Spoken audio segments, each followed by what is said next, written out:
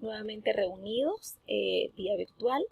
En esta oportunidad el tema que nos involucra es hipertensión portal, evaluación imagenológica, ventajas del empleo del ultrasonido abdominal y el Doppler, la aplicación del Doppler modo color espectral en la evaluación del eje esplenoportal. Quiero agradecer nuevamente la invitación de la doctora Mildred Fuenmayor a participar en este ciclo de clases del posgrado de gastroenterología de la Facultad de Medicina de la Universidad del Zulia.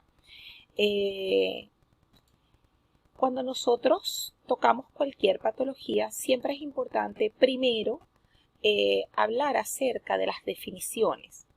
Debemos conocer la terminología antes de entrar en materia. Entonces, ¿qué es la hipertensión portal? La hipertensión portal no es sino el incremento en la presión del árbol portal por encima de 10 milímetros de mercurio o 20 centímetros de agua.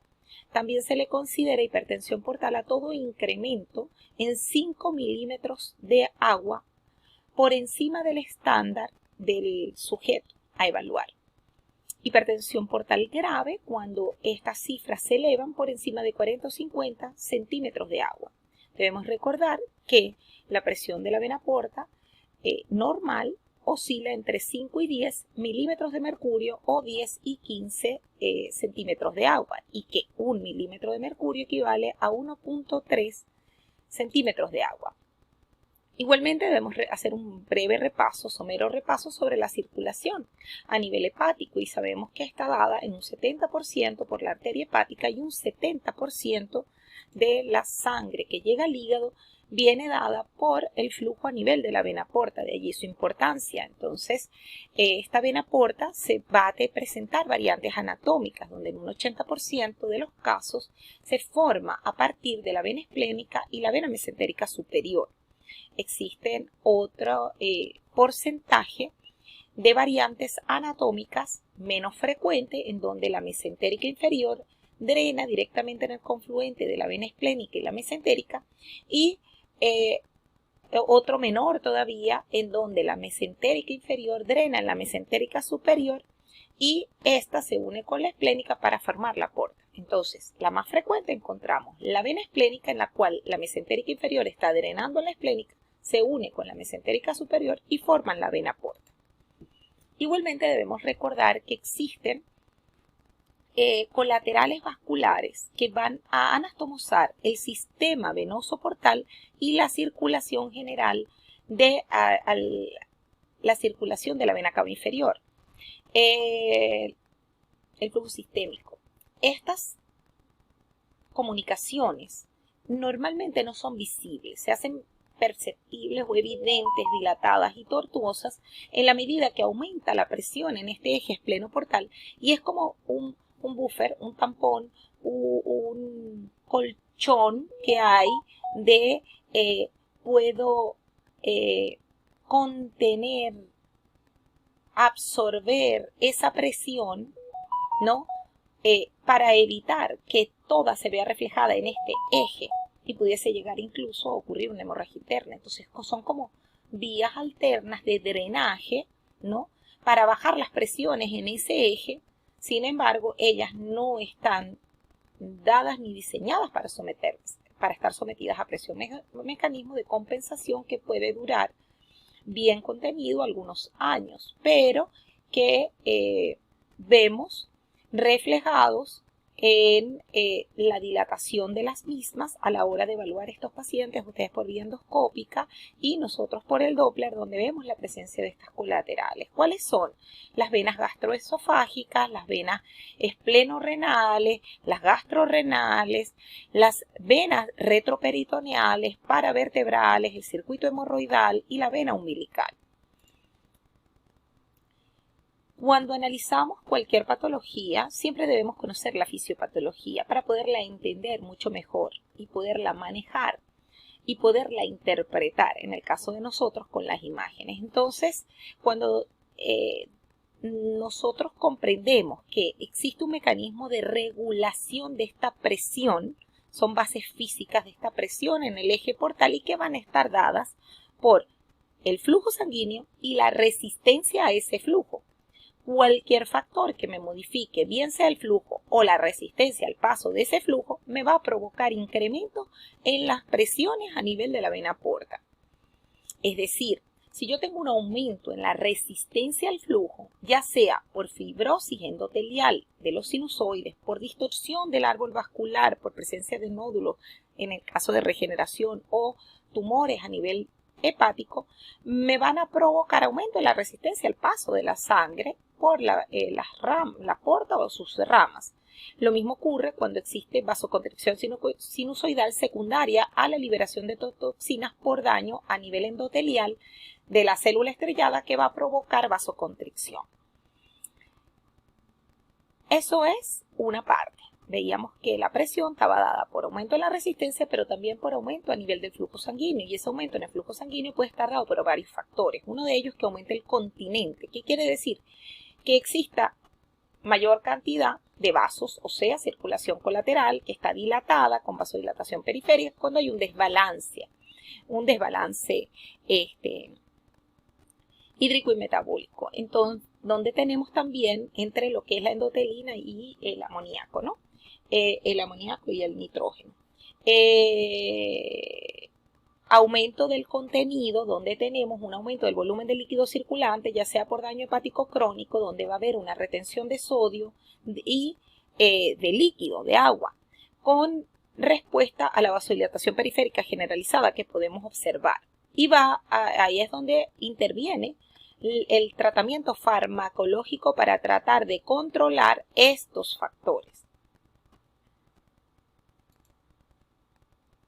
Cuando hablamos de las causas de la hipertensión portal, podemos hacer una clasificación como era la de Sheila y Sherlock, modificada por Grossman, que ya es la última y más aceptada o más utilizada, donde se clasifican en causas prehepáticas, hepáticas o intrahepáticas y las poshepáticas, en donde las hepáticas o intrahepáticas son las de mayor prevalencia a nivel de los adultos y se clasifican en presinusoidales, sinusoidales y posinusoidales.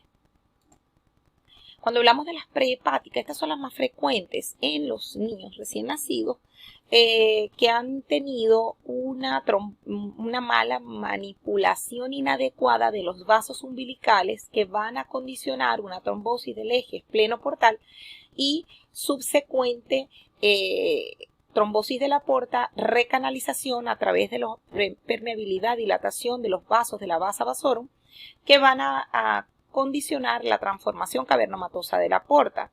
Y a veces es un hallazgo incidental que consultan por en etapa ya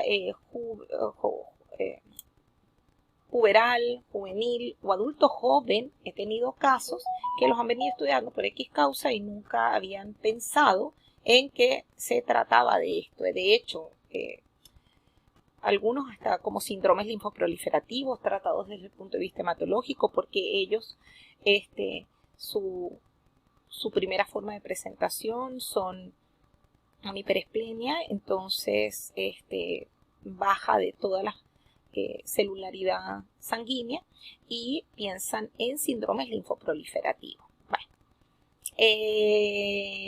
otra de las causas prehepáticas es trombosis de la vena esplénica por pancreatitis crónica, alcohólica o postraumática.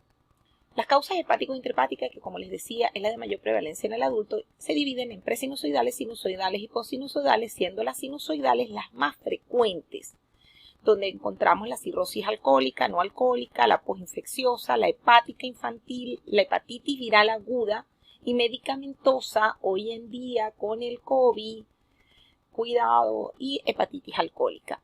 Tenemos la presinusoidal y las posinusoidales. De las presinusoidales, esquistosomiasis, sarcoidosis, las infecciosas, tuberculosis.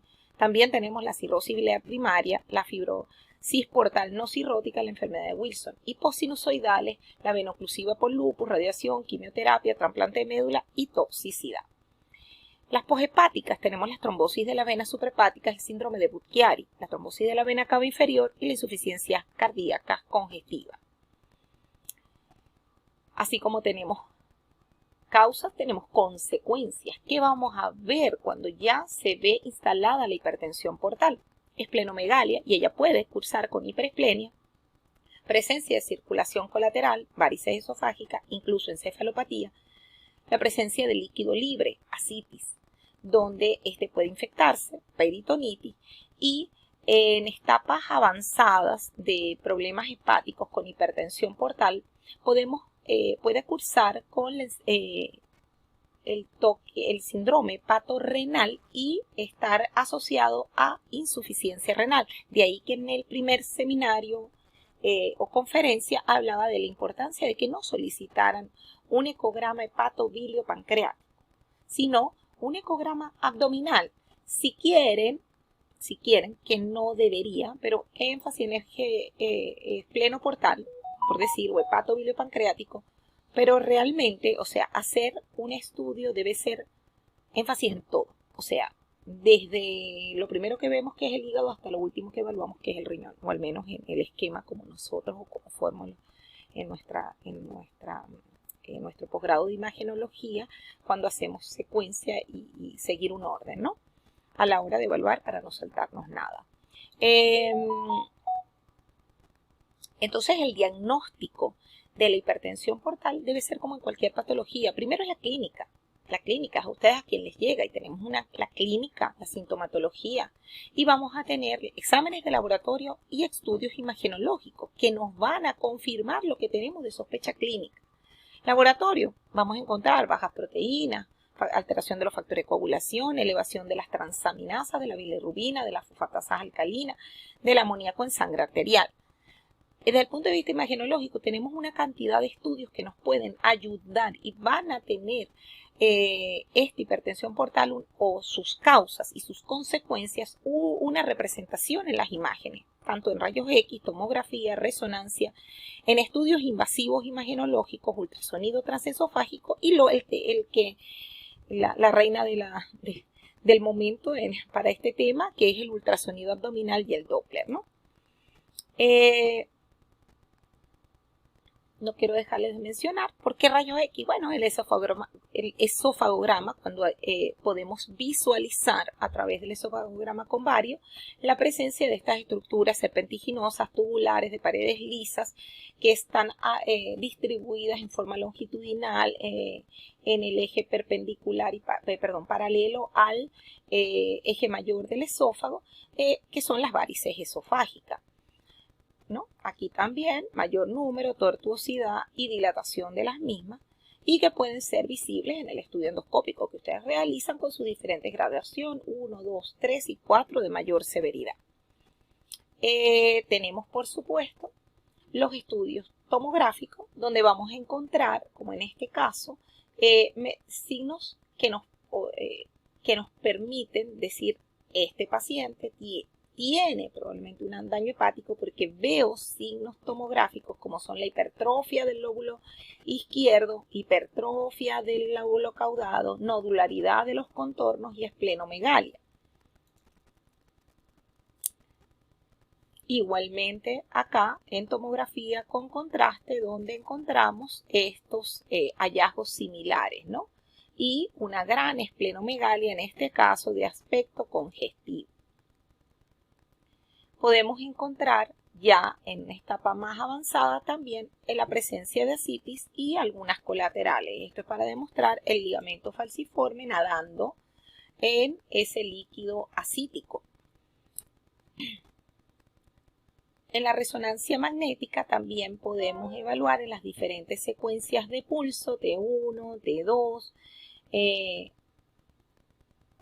estudios con contraste, donde podemos visualizar la presencia de un defecto, aquí un trombo a nivel de la luz de la porta. Tenemos la aorta, la cava, la porta, son focalizadas a nivel abdominal en un corte axial, y aquí tenemos un corte coronal y vemos una trombosis de la vena porta, y cosa que también podemos evaluar en otros métodos, como veíamos la tomografía, y más adelante como veremos por ecografía, que igualmente en la resonancia vemos otros signos indirectos como son ya la afectación hepática severa con la hipertrofia del lóbulo hepático izquierdo, la irregularidad de los contornos, la hipertrofia del lóbulo caudado y la esplenomegalia. En resonancia podemos evaluar también una reconstrucción coronaria en la fase vascular. Vemos la amputación de los vasos a nivel de la porta y la presencia de colaterales vasculares, y aquí la estrechez y dentro del hígado de la vena cava por ese aumento en el endurecimiento del parénquima producto de un daño hepático crónico. Estudios invasivos como la venoportografía, cuando se realiza en la fase venosa de una arteriografía seriomesentérica transparietal o vía transyugular, y se va a evaluar a través de la fase venosa el portograma. Eso se utilizaba hace tiempo. Ya no se usa, menos que lo que se quiera es hacer terapia trombolítica, por ejemplo, que había una trombosis, ¿no?, a nivel de la arteria, colocar un stent, bueno, más terapéutico que diagnóstico, ¿no? Se quieren esclerosar también varices esofágicas, ¿no?, como estaban así, y luego esclerosarlas por esta vía, por esta arteriografía seriomesentérica. Tenemos también diagnóstico imagenológico aquí, la esplenoportografía transparietal, donde se inyectaba el contraste a nivel esplénico y se veía la corriente venosa portal ascendente por el territorio gástrico con estas grandes tortuosas dilatadas ovillos vasculares, ¿no? Pero cuando entramos en materia al tema que nos unió en este momento, vamos a tener aquí la evaluación del eje esplenoportal por ecografía, donde podemos ver no solo los hallazgos en tiempo real, ¿no?, de las características del hígado, bien sea en etapa incipiente, en etapas medias como esta, donde ya vemos alteraciones y cambios a nivel de la ecotectura hepática, la irregularidad fina de los contornos, podemos ver la hipertrofia del lóbulo caudado, podemos medir la relación caudado-lóbulo derecho, como veremos más adelante dentro del índice de Hess y el índice que permite en esta relación una alta sensibilidad y especificidad para cirrosis, diagnóstico de cirrosis. Podemos evaluar tanto en escala de gris, o en próximas diapositivas mostraré con el Doppler, modo Power y modo color. Aquí tenemos el coledo con la arteria hepática, la vena porta, medir la vena porta en forma dinámica en inspiración-expiración, ver presencia de líquido libre, evaluar el parénquima esplénico, las características del mismo y el tamaño, calcular su área. Tenemos también, podemos evaluar en escala de gris y en modo Power, fíjense la saturación de las venas suprahepáticas, ver las características de esta, si están dilatadas o si más bien están estrechas, si sus paredes están irregulares, filiformes, ver que estamos isonando en ese vaso, y de ese vaso específicamente que tiene de interés obtener este análisis espectral y caracterizar ese flujo, o a nivel de la porta o bien a nivel de la arteria hepática.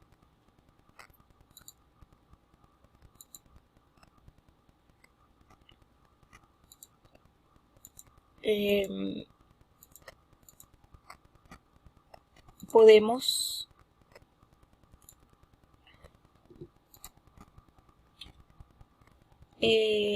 apreciar en una etapa más avanzada, veíamos, o etapa, no digamos incipiente, pero ya signos de fibrosis, y aquí ya de cirrosis establecida, con hígado pequeño, retraído, con pérdida de la arquitectura o citoarquitectura, con irregularidad y macronodularidad de los contornos. Aquí era una micronodularidad, presencia de abundante cantidad de líquido libre, hipocogenicidad, disminución en la transmisión del sonido. Podemos evaluar esta vena igualmente, su calibre, el área esplénica, medir la vena esplénica también, su variabilidad en inspiración, expiración. Podemos a su vez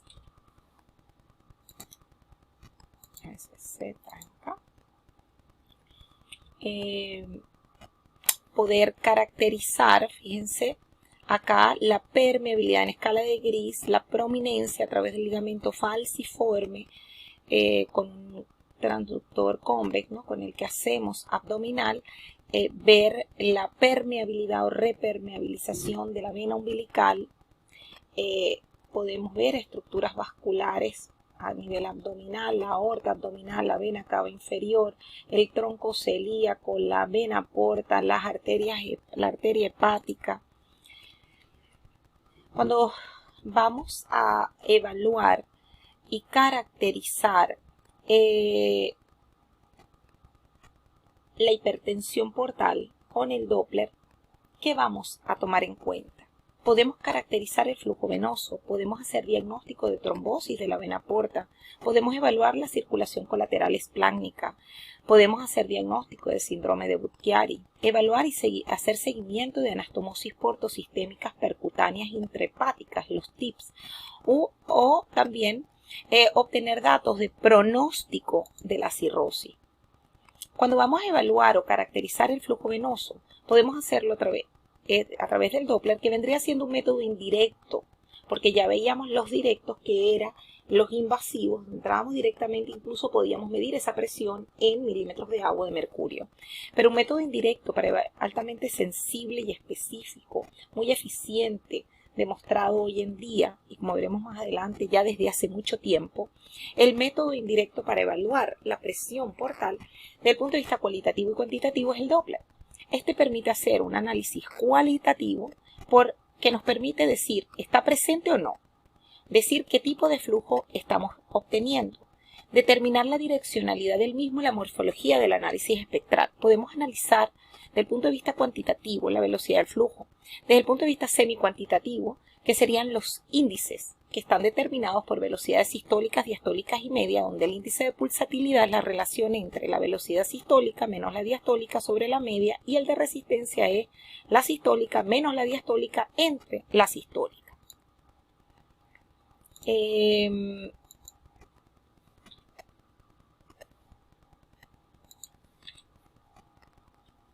Aquí podemos observar cuando hacemos el análisis cualitativo, podemos o simultáneo cualitativo y cuantitativo, tanto del Doppler color, porque pueden existir terminología que debemos familiarizar. Doppler duplex se refiere a que estamos evaluando el color y el espectro, pero el Doppler triplex permite evaluar el color, el espectro, pero en tiempo real, donde yo veo en tiempo real y movimiento este vaso y coloco el cursor donde deseo y debo colocarlo para obtener un adecuado análisis espectral para su correcta interpretación, con valores adecuados de escalas y parámetros físicos que me permitan tener la certeza de una correcta interpretación de lo que voy a obtener y decir.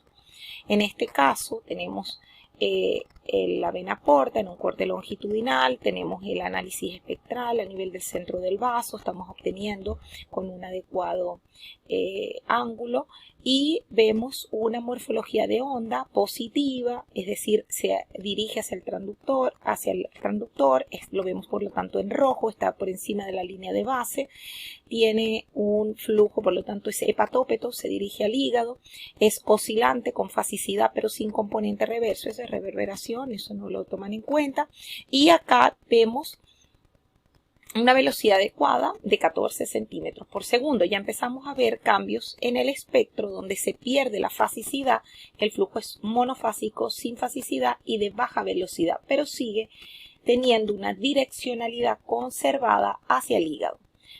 En etapas más avanzadas podemos encontrar el flujo reverso, se va a visualizar hepatofugal y lo vemos por debajo de la línea de base.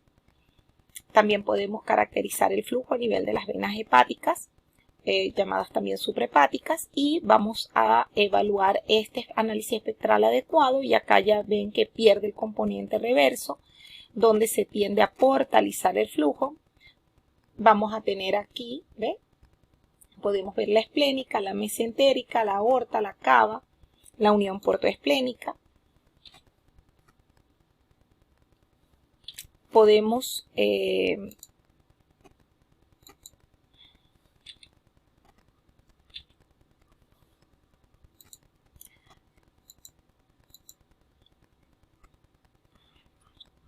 igualmente vamos también a poder evaluar y hacer diagnóstico de trombosis a nivel de la vena porta, donde podemos observar tanto en escala de gris o a la presencia o al análisis Doppler color, ver en gris, dependiendo del tiempo que ha pasado, en este caso más de 7 días, donde ya podemos evaluar ecos de cogenicidad media planificando la luz, pero cuando sí es algo agudo, se va a ver anecoico total, ¿no? Pero al poner la celdilla del color, podemos observar que no hay saturación. Por lo tanto, ahí hablamos de trombosis. En el análisis espectral no encontramos flujo. Podemos encontrar en etapas tardías lo que sería la transformación cavernomatosa de la porta, de lo cual les mencioné, y en donde podemos visualizar en escala de gris estas múltiples imágenes tubulares, serpentiginosas, ecolúcidas que se saturan al Doppler y de las cuales podemos a veces y pueden tener confusión porque alguna de ellas esté permeable en dirección un poco más recta y pensar que están obteniendo flujo desde la vena porta, ¿no? Y no esté trombosada y realmente se trate de esta prominencia de los vasos de la vasa vasorum. Tenemos la evaluación de las colaterales del lecho esplácnico, recordando lo que les decía, toda esa presencia de colaterales, entre esas la vena umbilical, y la podemos ver al examen físico, pero algunas no son visibles, y cuando cambiamos de transductor y lo evaluamos con el transductor lineal de alta frecuencia, del cual les hablé la primera oportunidad para evaluar planos superficiales, podemos ver de este calibre las venas umbilicales y su saturación, ¿no? Y poderlas seguir. Podemos caracterizar las venas, esa circulación colateral, donde vemos las venas coronarias, la gastropiploica, las epiploicas izquierda, gastroesofágica, esplenorenales, vena umbilical, la coronaria, como se va a visualizar como un vaso prominente que sale desde la porta y le sigue en un corte longitudinal, cuando la podemos ver en evaluación longitudinal, las gastropiploicas que se visualizan en el borde inferior del lóbulo hepático izquierdo, las gastropiploicas izquierdas y las gastroesofágicas como vasos tortuosos situados cerca del polo superior del vaso o hacia la unión gastroesofágica, las esplenorrenales hacia el polo inferior del vaso y el superior del riñón izquierdo, las umbilicales como un vaso solitario de gran tamaño que puede originarse desde la porta en forma ascendente. Aquí podemos ver desde pequeñas colaterales pero múltiples tortuosas en el eje espleno-renal hasta esto que cualquiera lo ve, tanto en el modo Power como en el modo Doppler color, severas dilataciones a nivel de epigastrio, donde tenemos las coronarias. Vamos a tener aquí, estomáquicas, ¿no? La recanalización de la vena umbilical desde muy pequeño calibre hasta un calibre mucho más acentuado y como la podíamos seguir a lo largo de la pared abdominal, la cual está saturada, ¿no? Saturando. Igual múltiples colaterales, aquí periesplénicas, miren la severa dilatación de la vena esplénica y la presencia de colaterales. Cuando podemos hacer diagnóstico del síndrome de Buchiari, que va a ser la oclusión a nivel de las venas hepáticas en cualquier punto a nivel del hígado, y podemos ver este vaso que no satura. Podemos observar aquí la cava como si poníamos acá teníamos saturación, si no ampliábamos la ventana no nos dábamos cuenta que acá había un trombo. O sea, la vena cava inferior estaba ocluida. De hecho, el paciente tenía un hígado congestivo con líquido acítico, típico en el Budd-Chiari, ¿no? Ese era uno de los casos, la veíamos estrecha, pero también ocluida, filiforme, con una estrechez filiforme allí. Podemos evaluar, fíjense el trombo, el gran trombo. Esta era una paciente que llega por un ecograma abdominal, por un control por dolor, y consigo esto, y este trombo exageradamente grande ocupaba la vena cava inferior y se metía a nivel de la aurícula. Lo podemos evaluar aquí que no hay flujo. En la evaluación y seguimiento de anastomosis portosistémicas intrahepáticas, los tips, donde podemos caracterizar estos tips a través del análisis. ¿Ven? Podemos ver ahí la recanalización y la colocación de estos transyugular portosistémicos, y fíjense la cantidad de red venosa colateral que tenía ese paciente. Tuve la oportunidad en el año, imagínense lo de años atrás, en el año 2004, de hacer un protocolo de evaluación para TIPS en el Hospital Coromoto, donde trabajo, pero bueno, tengo 10 años que ya no hago ecografía allí. Me dedico al posgrado y dictados de tomografía y discusión de casos, ¿no?, con los residentes. Pero en esa oportunidad me dedicaba a la parte de ecografía. Y tuve la oportunidad de seguir un caso como venía desde Estados Unidos, y como había realizado mi especialización en Doppler esplenoportal a la graduación, que luego les mostraré el trabajo porque está vigente hasta la actualidad,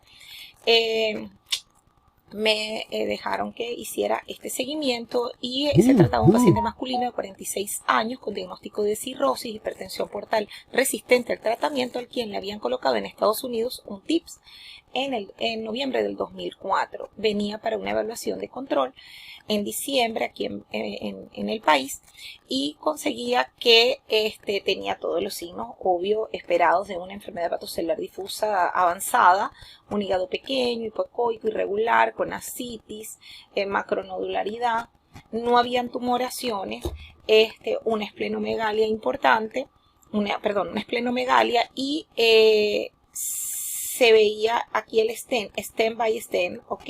Porque tenía que ser largo, la anastomosis eran 2 stents colocados uno con otro, y veíamos acá un poco flujo, poco llenado, con unos valores alterados, con bajas velocidades de 9 a 10 centímetros por segundo, que señalaba un estatus preoclusivo, con un incremento en el índice a nivel de la arteria renal.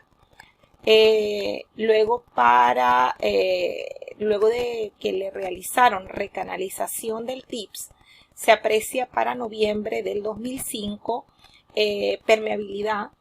Fíjense la saturación, lamentablemente no tengo la imagen con color aquí, tal vez por el año, porque de verdad que no, la cantidad de líquido cítico era mucho menor al comparar con el estudio previo, y fíjense que es evidente sí los cambios tanto a nivel de la morfología de onda de la arteria hepática, como las altas velocidades que se alcanzaban y el flujo obtenido a nivel de la vena porta, ¿no? Y dentro del stent. Posterior a la recanalización del TIPS, ya para enero del 2005, se pudo evaluar la permeabilidad del mismo, ¿no?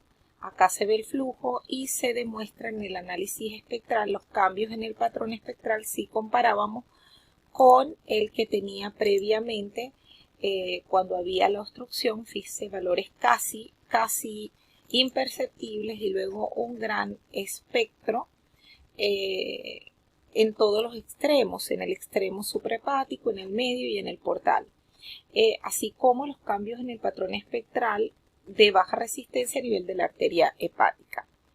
Luego ese mismo paciente, 5 meses después, ya para junio de ese año, se ve que se vuelve a restenosar y empieza a haber un valor adecuado a nivel de la porción en el extremo suprahepático, en tanto que en el extremo distal portal se observa ya un flujo incluso que tiende a la inversión del mismo, con esplenomegalia moderada y mayor cantidad de líquido acítico.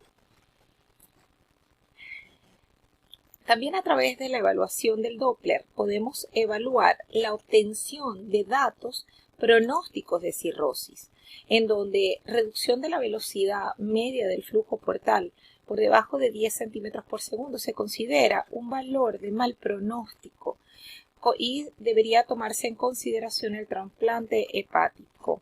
El flujo hepatofugal sugiere una mayor disfunción hepática y mayor encefalopatía. Aunque esto le pongo un asterisco porque no siempre es así. Podemos encontrar una gran disfunción hepática con un, digamos, shunt espontáneo cuando se recanaliza la vena umbilical, y vamos a encontrar en ese sentido que el flujo va a pasar directo desde la vena porta hacia la circulación sistémica por esta vena dilatada, ¿no?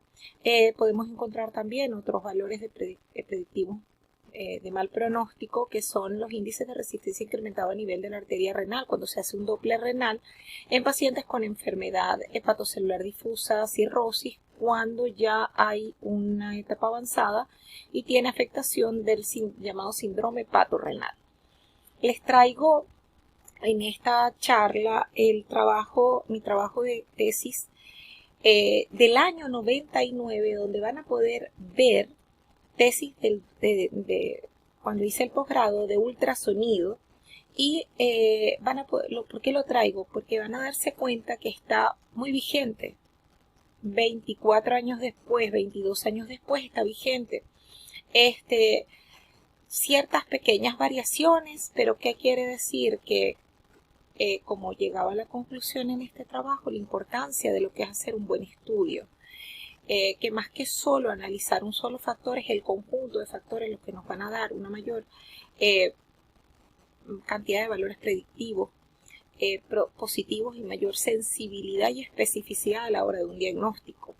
Esta tesis, este trabajo fue presentado en las Jornadas Nacionales de Radiología, porque me encontraba haciendo, había terminado el posgrado de ultrasonido y me encontraba haciendo ya el posgrado de radiología, y ganó el primer premio en trabajos libres en esa oportunidad.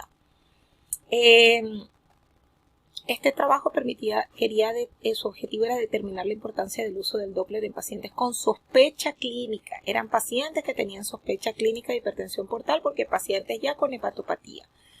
Se hizo el protocolo de ecograma abdominal con un Doppler venoso, y nos sirve traerlo a colación porque en él se definían una cantidad de conceptos básicos del Doppler, que es el efecto Doppler, es el cambio de la frecuencia de la onda sonora cuando ocurre debido a movimientos de una fuente sonora, un receptor sónico o un reflector de sonido. Que el espectro Doppler es el registro del cambio de la frecuencia entre las ondas ultrasónicas emitidas por el transductor y las ondas ultrasónicas que retornan hacia él luego de ser reflejadas desde un grupo celular sanguíneo en movimiento. Que la reflexión del sonido aumenta la frecuencia cuando el flujo se dirige hacia la señal Doppler y disminuye cuando la dirección de ésta se aleja. Que un aumento de la frecuencia se registra como un cambio de señal Doppler positivo si se acerca al transductor, se ve por encima de la línea de base y se representa en color rojo al Doppler color. Que una disminución de la frecuencia se representa como un cambio de señal negativo, se refleja si se aleja del transductor, se refleja por debajo de la línea de base y se visualiza en color azul. Siempre que tengamos la escala bien puesta, ¿no? Por lo estandarizado a nivel mundial. El protocolo es evaluación del ecograma abdominal más el Doppler. No es hacer un Doppler solo. O sea, el deber ser, he visto por allí que hacen estudios Doppler sin hacer la parte en gris. Nosotros, el Doppler es pleno portal, por eso ustedes van a ver ahí, incluye el ecograma abdominal. ¿Ok?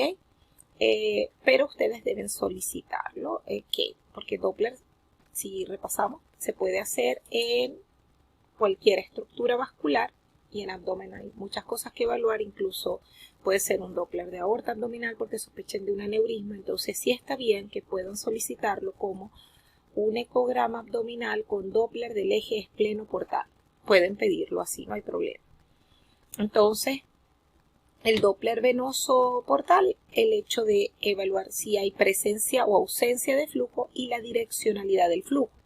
Si es normal, es hepatópeto, y si es patológico, hepatofugal. Normal es monofásico oscilante, patológico lento, invertido, turbulento. Monofásico le pongo un asterisco porque este no es el normal realmente. Aquí ya empieza a haber una alteración porque no estamos viendo las oscilaciones propias de la fasicidad que debe tener la vena cuando no está sometida a presiones y no hay esclerosis de las paredes de la aorta por ese aumento de las presiones, y ella permite tener elasticidad suficiente como para tener esa variabilidad respiratoria, a veces casi imperceptible. Y patológico cuando está invertido, turbulento y se ve en azul. También esto lo pongo con asterisco porque hoy en día la parte cuantitativa van a ver que como ente aislado, no deben de, ay, como tiene esto, ya eso no, es un conjunto de cosas y hay que verlo en el entorno de todo ese conjunto de cosas. Es decir, yo puedo tener una porta de calibre normal y el paciente estar en hipertensión portal, porque si no vi las colaterales no voy a entender por qué tiene hipertensión portal, pero ya se descomprimió porque se fue full por las otras vías. Entonces tengo una porta que oscila entre 1,1 y 1,3 y patológico más de 1,4, hoy en día 1,2. Es el límite, ¿no? Mayor o igual de 1,2 y es hipertensión. Presencia de variaciones respiratorias o la ausencia de las mismas. La presencia de colaterales, sea la que sea, es la presencia, independientemente de cuáles vemos. Pero, obviamente, si las tengo más gruesas, más tortuosas y son más, es mayor signo de hipertensión portal y sabemos que la cosa está más severa, ¿no? Por eso ustedes ligan tantas veces por el riesgo de sangrado. Entonces, vasos umbilicales, los vasos periumbilicales y evaluados tanto con el transductor convex en el ligamento falciforme como en el lineal para ver a través de la pared abdominal con color. La presencia de líquido libre, si es normal que no haya y es patológico que esté presente. Y el tamaño del vaso, obviamente, no debe tomarse en ese momento, solo se tomaba una medida, no es lo mismo un vaso así, pero así a este vaso que es de aspecto congestivo, donde es mayor la congestión no por los 13 centímetros, sino por este diámetro que también se encuentra incrementado y que cuando vamos a calcular el área o el volumen esplénico va a estar bastante incrementado.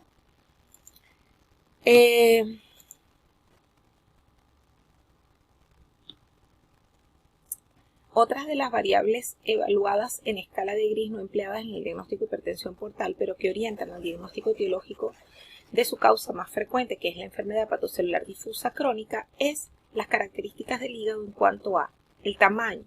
Lo normal es un lóbulo izquierdo que mida de 10 a 11 centímetros con un derecho de 14 a 16, pero es patológico para enfermedad hepatocelular difusa tener una hipertrofia del lóbulo izquierdo con un lóbulo derecho de pequeño tamaño.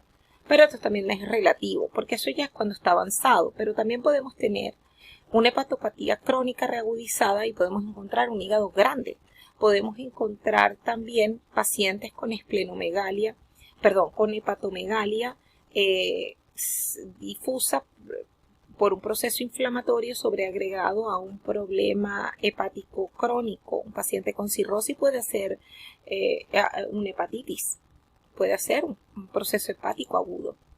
Bueno, y eso lo puede descompensar. Otras variables evaluadas, no empleadas en el diagnóstico de hipertensión portal, pero que se orientan hacia el diagnóstico de cirrosis como una de las principales causas de hipertensión portal en el adulto por causa intrahepática de tipo, vamos repasando, sinusoidal, tenemos el índice caudado del lóbulo derecho. También esto es relativo al coeficiente o cociente de Harvey. No es tan frecuente encontrarlo. Va a depender también de la causa. He visto que depende de la causa de la hipertensión portal. Se ve muy frecuente cuando es por cuadros obstructivos vasculares, en síndrome de Buchiari, ¿no? En trombosis, sí, y en etapas avanzadas, pero no es lo común. Pero sí debemos saber que es normal que mida menos de 0,60. Ahora, tiene una alta sensibilidad del 84% cuando encontramos un valor superior o igual a 0,65. ¿Ok? Con una especificidad del 100%. Igual la relación caudado-lóbulo derecho, donde medimos el caudado, medimos el transverso del caudado, en ese mismo punto el transverso del lóbulo derecho, hacemos una relación, aquí vemos que es casi igual, por lo tanto va a dar 1, por lo tanto es mayor de 0,65, por lo tanto es altamente sensible y específico para hablar de enfermedad hepatocelular difusa crónica, fibrosis y cirrosis. El aspecto, si los contornos son regulares, es homogéneo, y para cirrosis los contornos irregulares y un aumento en la impedancia acústica.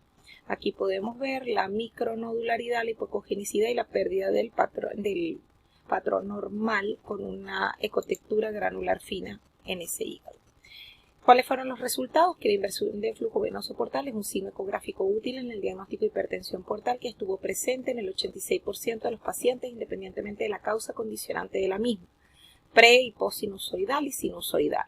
Que al comparar la inversión del flujo venoso portal con otros hallazgos ecográficos de escala de Gris conocidos para hipertensión portal, se encontró que tenían la misma frecuencia esa inversión del flujo que un calibre venoso portal mayor o igual a 1.4 y la falta de variabilidad del calibre venoso portal con los movimientos respiratorios, pero tenía una mayor frecuencia que la esplenomegalia, las colaterales y la presencia de ascites.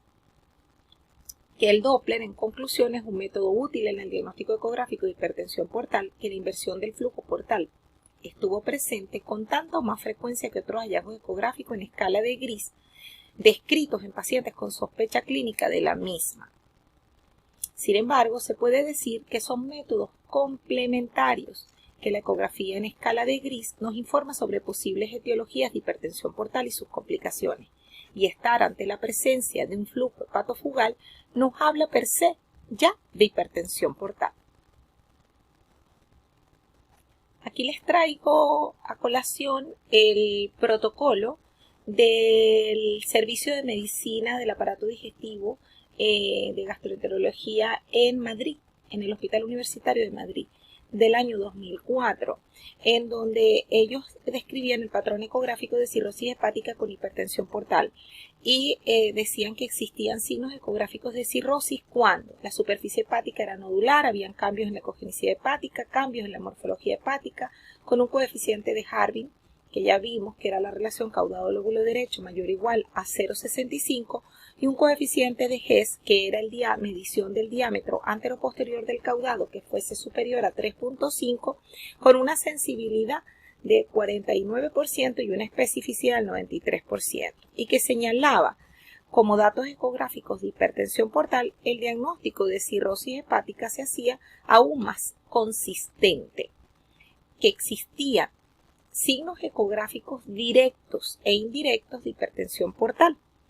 Dentro de los signos directos es que tienen una alta especificidad, por lo que la aparición de cualquiera de ellos es prácticamente diagnóstica de hipertensión portal. Entre estos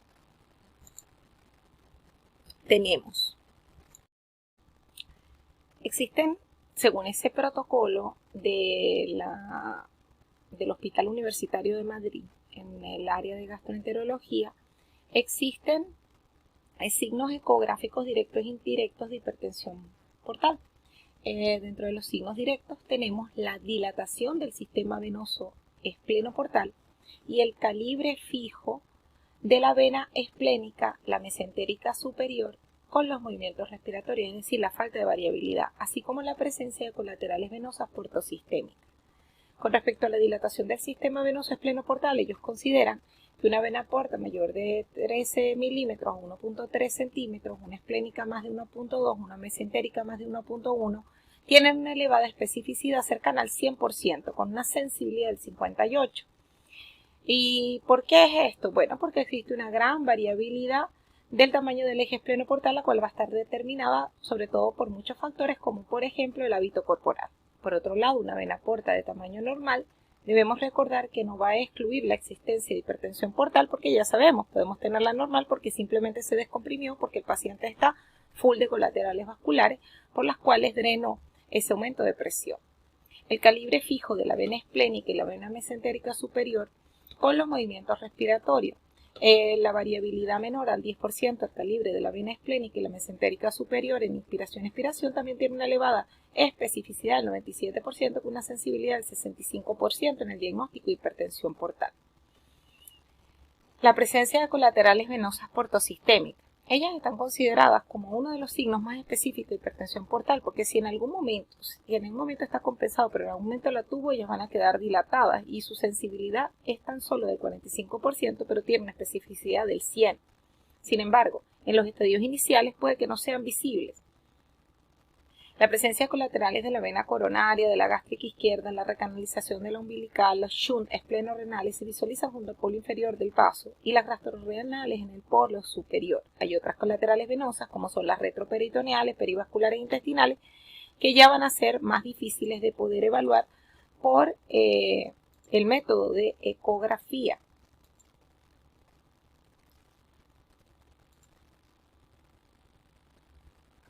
Porque tenemos las limitaciones técnicas que van no solamente a estar dadas por el biotipo del paciente, sino la presencia de gas, y como ellas van a estar mucho más posterior y tenemos que atravesar una cantidad mayor de planos para poderlas caracterizar, también va a ser mucho más difícil poderlas evaluar. Así como tenemos estos signos directos que nos hablan de hipertensión portal, tenemos los signos indirectos.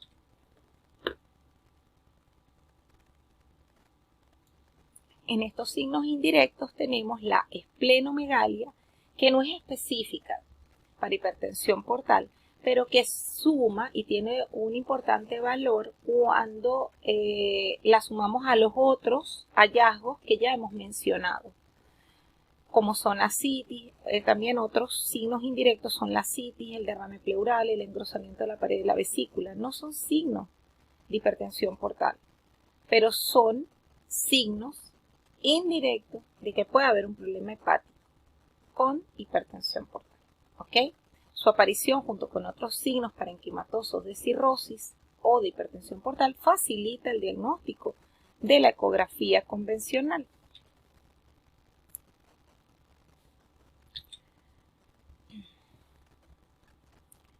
Por lo tanto, ¿cuáles son los protocolos de la evaluación de la hipertensión portal?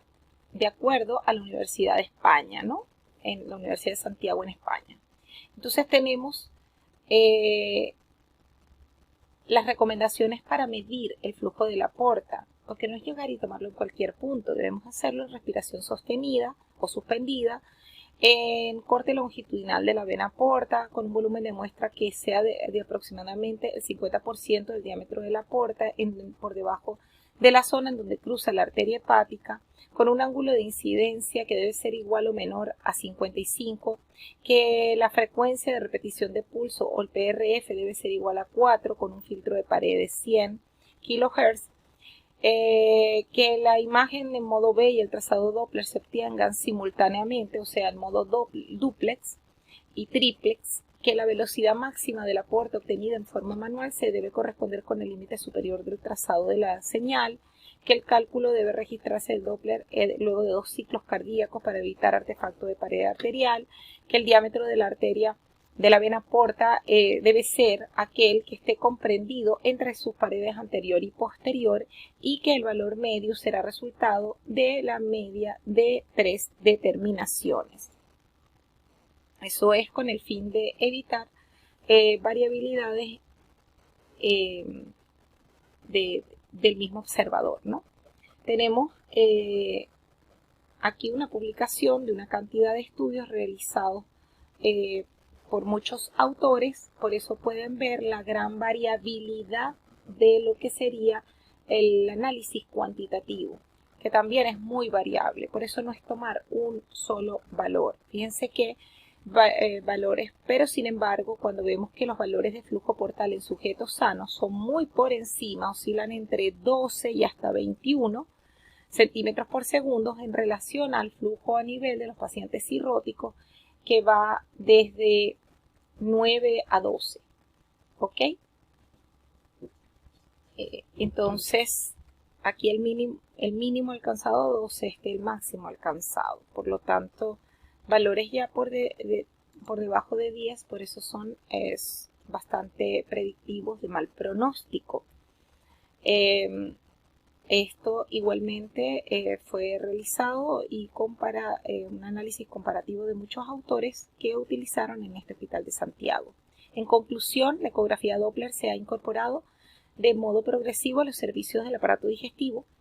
En la actualidad constituye una herramienta indispensable para el diagnóstico y seguimiento de pacientes con cirrosis hepática y trasplante hepático, que su inocuidad, la rapidez, la accesibilidad, el bajo costo compensan en gran medida sus limitaciones, que son la variabilidad intra e interobservador, la inhomogeneidad de los equipos con la consiguiente ausencia de reproductibilidad y dificultades técnicas dependiendo de las condiciones físicas como son el hábito corporal, la interposición de gases, la CITI y el sujeto explorado, pero que han demostrado que la ecografía Doppler es la primera técnica de diagnóstico por imagen para el estudio de permeabilidad de la vena porta, de la arteria hepática, de la suprahepática y de los shunts portosistémicos, que la detección del flujo es de alta seguridad diagnóstica y no suele precisar de confirmación mediante otro tipo de métodos invasivos. Es decir, si lo encontramos, está presente, no necesito otra cosa, pero sin embargo que cuando no se detecta, sí deberías confirmarlo a través de otros estudios o incluso un estudio angiográfico. Sin embargo, cuando nosotros tenemos ausencia de flujo, pero tú confías en que el estudio fue bien hecho porque sabes que la técnica, los protocolos, los valores son adecuados y que la persona que lo hace tiene experiencia, no requeriría de algo al menos no invasivo. Que la ecografía Doppler va a ser de una forma imprescindible en el diagnóstico no invasivo de la cirrosis hepática y de la hipertensión portal, sin que vaya en detrimento de la necesidad de completar la evaluación del paciente mediante endoscopia digestiva alta, biopsia hepática, estudio hemodinámico por vía transyugular. En el paciente sometido a trasplante hepático, la ecografía Doppler también va a ser necesaria en la evaluación de la permeabilidad de las anastomosis vasculares y reduce de forma significativa la necesidad de estudios angiográficos en ese tipo de pacientes. Quiero dejar un mensaje, definitivamente la prevención en todos los aspectos de la medicina, yo creo que es la lucha por la que tenemos nosotros que esforzarnos, educar, orientar, informar,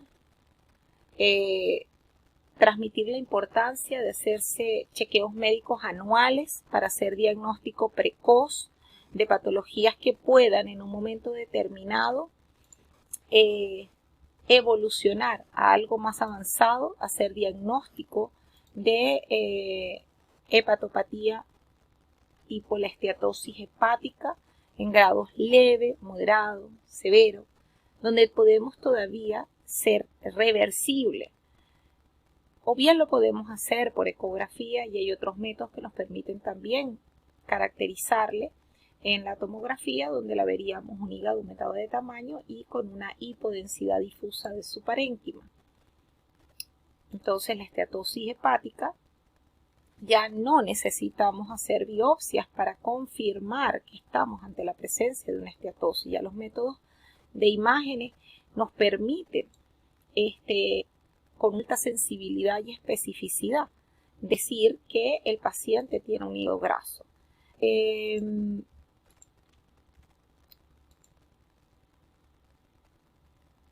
No debemos esperar que el paciente llegue en estas condiciones, en estas etapas de enfermedad ya avanzada, en donde tenemos un paciente con tinte ictérico, encefalopatía, ascitis, un abdomen prominente, con un hígado nodular pequeño, con ecotextura alterada, una esplenomegalia de aspecto congestivo severa, con un flujo invertido,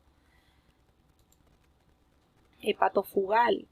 Tenemos hipertrofia aquí del lóbulo caudado, presencia de colaterales, ¿no? Los cambios con hipertrofia del lóbulo izquierdo, donde definitivamente luego de todo esto, mi pensamiento es que si Rembrandt tuviese que